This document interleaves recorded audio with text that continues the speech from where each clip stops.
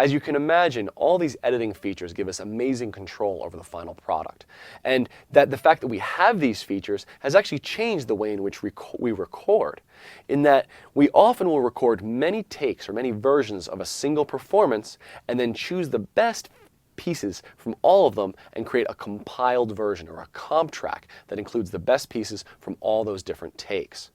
Now, many DAWs have a take feature built right into them, so that if I record over and over on a single track, it remembers all those different recordings and saves them as different takes of that same performance. In addition, many DAWs have added comp features to make it easy to kind of quickly choose the best features from all of them and apply crossfades and make it sound seamless. Even if your DAW doesn't include those, though, you can always just create many tracks, name them similarly, but maybe put the take name after them, and record multiple versions of the performance and edit in between them. It's a great process to get used to because you really can get a high quality performance if you can get all those best pieces. I'd like you to take a moment to go to your DAW and see what the best way would be to create a comp track or a compiled track within your DAW. I'd like to take some time to show you how all these editing techniques can be used together to create a perfect comp track or compiled track from a series of imperfect performances.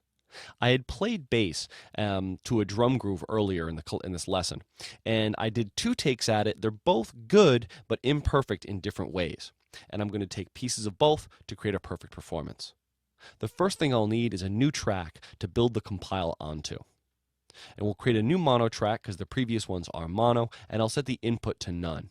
It's a great idea to get in the habit of setting your input to none on tracks that you're not actively recording into. This will save CPU resources and also avoids the chance of accidental feedback later. In reviewing the material, I found that I liked the first measure for my first performance and the second measure for my second performance. I have my grid set to bar, so that way as I cut, I know it'll be right on bar length and will make editing much easier. I'll switch over to a scissor tool, and I'll divide the region or separate the region right at the downbeat of measure 2. And I'm going to copy this to the new track. Now you'll notice I held a modifier key while dragging, which copy and pasted. Now I like the second measure for my second bass track, and I'll use a different method this time. There are actually many ways you can select in a DAW. Sometimes you're selecting regions with that arrow tool. Other times you're selecting a range of time, like I've done here. You notice I haven't selected the entire region. I've selected just measure 2 in the second track. And by using a selection tool that's designed just for selecting a range of time, you can find that you can select just a portion inside of a region. So many DAWs really differentiate between selecting tracks, between selecting regions, and selecting ranges of time. It's good to know the different selection tools in your DAW and how they function. Let's see how this comp track is turning out. So I like both performances, but there's a slight click at the transition between the 2 clips. We can solve that in a variety of ways, but no matter how we're going to solve it, we want to zoom way in and see what's going on. So I'll switch to a zoom tool. I'm going to zoom in on a very small portion of time and see what's going on. So right here is my transition, and it looks like it's pretty close. There must just be a little bit of information kind of away from 0 right at the transition, which is giving us that click. I think the solution for this is a crossfade. And I'll switch to my crossfade tool here, and I'll just make a very, very small fade. With fades, the shorter is almost always better. You just want a quick, kind of imperceptible fade. Let's hear how it sounds. That little fade got rid of the click entirely. I can zoom back out now and continue on with my comp. Now, I actually liked bars 3, 4, 5, 6, and 7 from the first take, so I'll grab those now.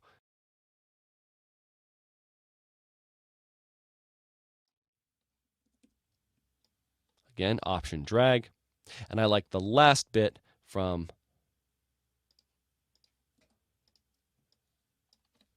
there you go. So you see, having my grid set to bar, really handy, because that way I know all those edits are happening right on a downbeat, and I can move through this process quite quickly. Let's listen. That edit sounds good. There was a click at the beginning of that one.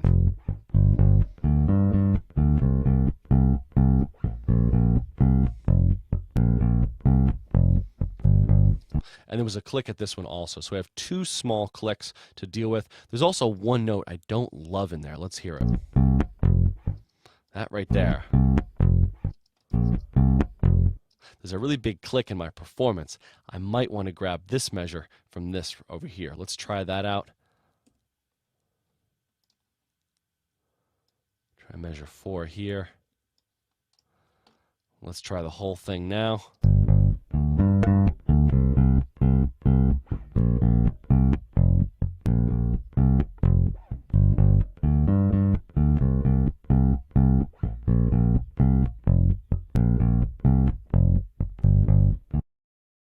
I like the performance now. I'm happy with it. I just need those crossfades.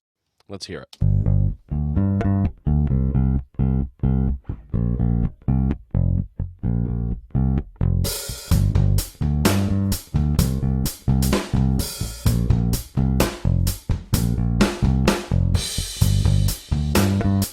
And I have a perfect performance built from 2 previous performances, a really nice comp. The one last thing I might want to do here is merge these so I can use them easily later, and that's a simple procedure that we looked at earlier. Now this is going to create a new audio file on my hard drive. The other audio files still exist there, but this is going to be a new one, and it's going to kind of write those crossfades right into the audio. And there we have a new merged comp performance. So as you can see, editing is a powerful procedure, and DAWs have an incredible complement of tools to allow you to craft the perfect performance from a variety of imperfect takes. And the truth is, we've only scratched the surface of what contemporary DAWs really are capable of.